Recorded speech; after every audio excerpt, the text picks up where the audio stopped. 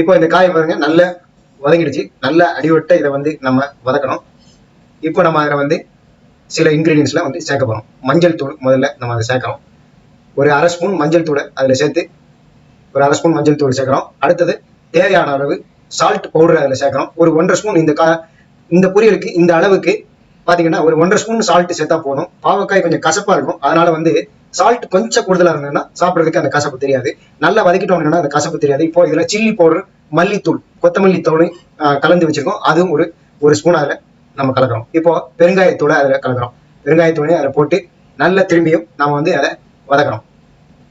நல்ல கிளறி விட்டீங்கன்னா இந்த சால்ட் பவுடர், பெருங்காயத்தூள், இந்த காரப்பொடி எல்லாமே வந்து ஈவனா இந்த காய் எல்லாத்தோடையும் சம அளவுல மிக்ஸ் ஆகும். இல்லை அப்படின்னா ஒரு பக்கம் வந்து கொஞ்சம் காரமும் உப்புமா இருக்கும். இதை நல்லா கிளறி விட்டுட்டு என்ன பண்ண போறோம் அப்படிங்கிறீங்கன்னா கொஞ்சம் லேசா தெளிச்சு விட்டுட்டு இதை கொஞ்சம் மூடி வச்சிருங்க. இப்போ நம்ம அதான் பண்ண போறோம். இப்போ நம்ம அதை வந்து காயை நல்லா வதக்கிறோம். வதக்கிட்டு ஒரு மூடி போட்டு மூடி வச்சிடும். அடுப்பை இப்போ சின்னதா வச்சிருங்க, பெருசா வைக்காதீங்க. மூடி போட்டுட்டு ஒரு 10 நிமிஷம் அது இந்த காய் இன்னும் நல்லா வேகணும். ஒரு 10 நிமிஷம் பார்த்தீங்கன்னா இந்த ஆவிலேயே உள்ள இருக்கிற ஆவிலேயே வெந்துடும். இப்போ பாருங்க ஒரு 10 நிமிஷம் ஆயிடுச்சு. இப்போ நம்ம வந்து அந்த மூடியை ரிமூவ் பண்ணிட்டோம். இப்போ இந்த காய் பாருங்க நல்லா வதங்கிடுச்சு, சாப்பிட்ற அளவுக்கு பொறுப்பு சூப்பரா வதங்கிடுச்சு. இது வந்து வீட்டில் இருக்கிற பெரியவங்க மட்டும் இல்லாம சின்ன குழந்தைகள் வரைக்கும் பாவக்காய்னாலே நிறைய பேருக்கு பிடிக்காது. இந்த மாதிரி நீங்க செஞ்சு கொடுத்தீங்க அப்படிங்கன்னா குழந்தைகள் கூட விரும்பி சாப்பிடுவாங்க. பெரியவங்க இருந்து குழந்தைகள் வரைக்கும் எல்லாரும் விரும்பி சாப்பிடுவாங்க.